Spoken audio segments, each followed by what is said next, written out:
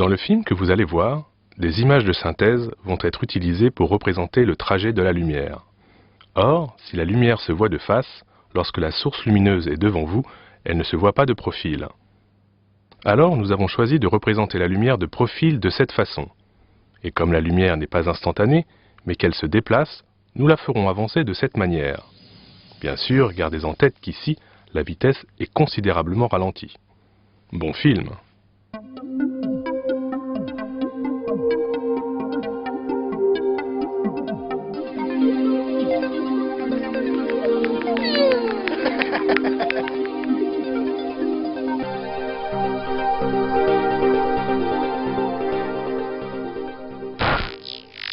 Durant des milliers d'années, l'homme a pensé que la lumière était instantanée. Il y en avait ou il n'y en avait pas.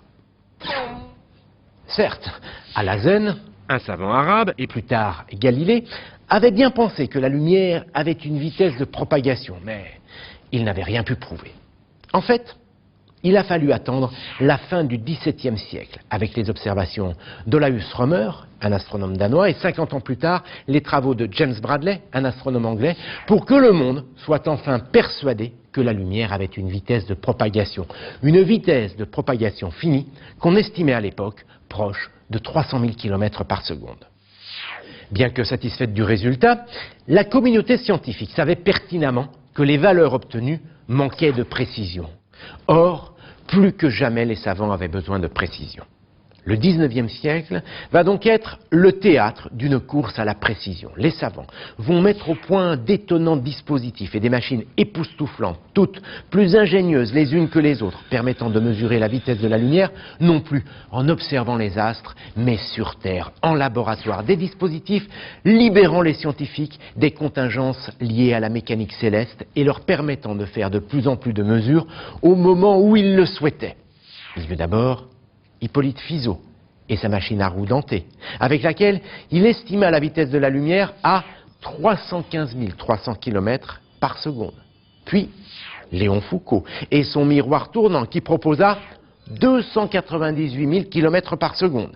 Ces machines furent modifiées, perfectionnées, chaque intervention réduisant l'incertitude. Tant et si bien qu'au début du XXe siècle, l'Américain Michelson parvenait à ce résultat 299 796 km par seconde avec une incertitude de 4 km par seconde. C'est cet ordre de précision qui est important. Alors, tous les dispositifs mis en place par ces physiciens avaient au moins un point commun. Pour calculer la vitesse de la lumière, il faut d'abord déterminer une distance, puis mesurer le temps que met la lumière pour parcourir cette distance. En effet, vous connaissez la formule, V égale D sur T. La vitesse est égale à la distance sur le temps. Mais plus les scientifiques voulaient être précis, plus cette distance augmentait. Avec Fizeau, la lumière parcourait déjà 17 km. Avec Michelson, 70. Et encore. Il y avait toujours une incertitude. Jusqu'où allait-il falloir aller? Eh oui, on n'en voit pas le bout. À la fin du XIXe siècle, de nouvelles avancées sur la nature de la lumière vont révolutionner la mesure de sa vitesse. On comprend alors qu'elle se propage comme une onde, un peu comme l'onde qui se forme à la surface de l'eau quand on y jette un caillou.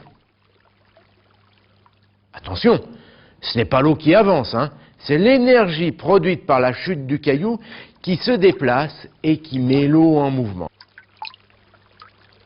La lumière, c'est la même chose. C'est de l'énergie qui se propage à ceci près qu'elle ne met pas l'air qui nous entoure en mouvement.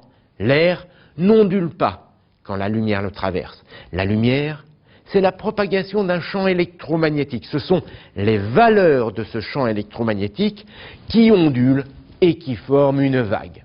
Cela dit, puisque la lumière forme une onde, eh bien, elle en possède toutes les caractéristiques.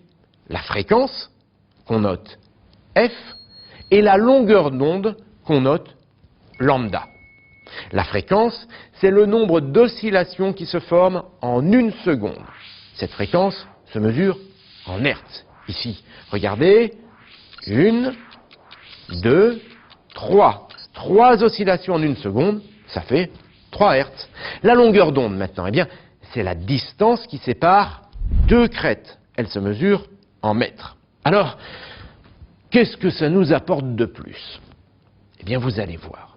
Jusqu'à présent, la vitesse, c'était la distance sur le temps, v égale d sur t. Comme une onde se caractérise par une longueur, autrement dit, une distance entre les deux crêtes d'une oscillation et une fréquence, un nombre d'oscillations en une seconde. Eh bien, la vitesse de l'onde, c'est cette longueur multipliée par la fréquence, soit v égale lambda par f. Et ce n'est pas tout. Au début du XXe siècle, on comprend aussi que la lumière visible ne représente qu'une toute petite partie des ondes électromagnétiques. Il y a aussi les ondes radio, les rayons X, les rayons ultraviolets, les rayons infrarouges. Ces ondes n'ont ni la même longueur d'onde, ni la même fréquence, mais elles se déplacent toutes à la même vitesse, celle de la lumière. Et heureusement pour nous, c'est ce qui nous permet de suivre des matchs de foot en direct à la radio ou à la télévision, de téléphoner ou de jouer en réseau avec des consoles sans fil.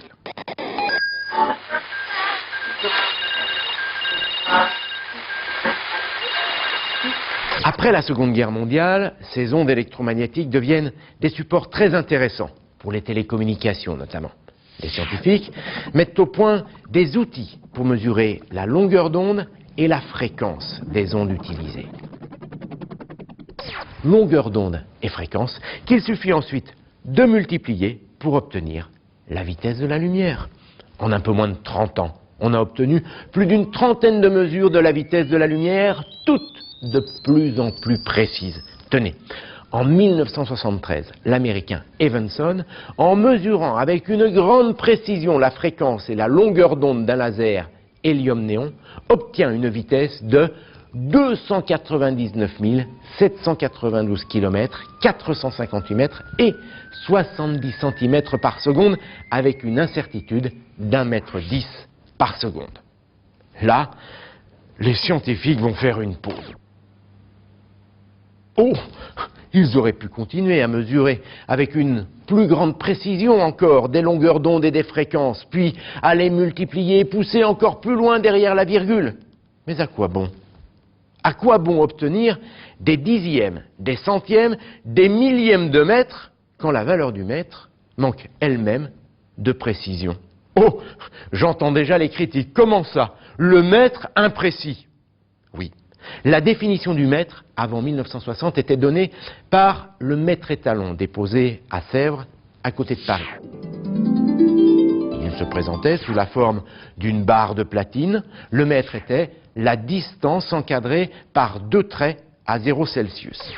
Le problème de ce mètre étalon est qu'il se déforme et qu'il s'use. Et puis, où commence et où finit réellement le mètre? Au bord extérieur ou au bord intérieur du trait? À moins que ce ne soit au milieu. Vous mesurez le problème. Vous le voyez, ce mètre étalon n'était pas à la hauteur de la précision des calculs de la vitesse de la lumière. Il fallait donc redéfinir la notion de mètre et la rendre universelle, la délocaliser en quelque sorte afin que ce mètre puisse être consulté en tout point du globe et que sa valeur ne dépende ni de l'observateur ni des conditions de l'observation.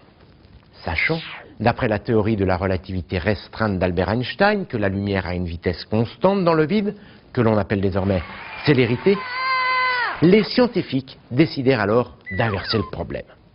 Plus question de mesurer la vitesse de la lumière avec ce mètre étalon. En revanche, ils vont définir le mètre grâce à la vitesse de la lumière. En 1983, la 17e conférence générale des poids et mesures stoppe la course à la précision et fixe la vitesse de la lumière à 299 792 km et 458 mètres par seconde exactement. Par la même occasion, on donne donc au mètre une valeur universelle. Le mètre est la distance parcourue par la lumière dans le vide pendant 1/299 792 458 millionièmes de seconde. La vitesse de la lumière devenait par conséquent une constante connue, une des constantes universelles qui n'avait désormais plus besoin d'être mesurée. Tout cela, mine de rien, a des applications très concrètes dans notre vie de tous les jours. Tenez, Le GPS, par exemple, le Global Positioning System, qui dans la voiture nous indique où il faut tourner pour rejoindre le terrain de camping le plus proche. Comment fonctionne-t-il? Le principe est assez simple. En connaissant la distance séparant le récepteur GPS de 3 des 24 satellites GPS placés en orbite autour de la planète, eh bien, on connaît la position du récepteur GPS sur la Terre. En fait, les satellites émettent des ondes radio qui sont captées par les récepteurs. Ces récepteurs, grâce à une horloge très précise, connaissent le temps mis par ces ondes radio pour aller du satellite au récepteur. Connaissant la vitesse de la lumière à laquelle se propagent ces ondes radio, eh bien, on en déduit la distance séparant le satellite du récepteur. Et oui, la distance est égale à la célérité que multiplie le temps. On obtient une distance précise au centimètre près. Bien sûr, vous l'aurez sûrement remarqué, la précision d'un GPS dépend de la définition de la vitesse de la lumière, on l'a vu, mais aussi de celle du temps, donc de la seconde. Qu'est-ce qu'une seconde?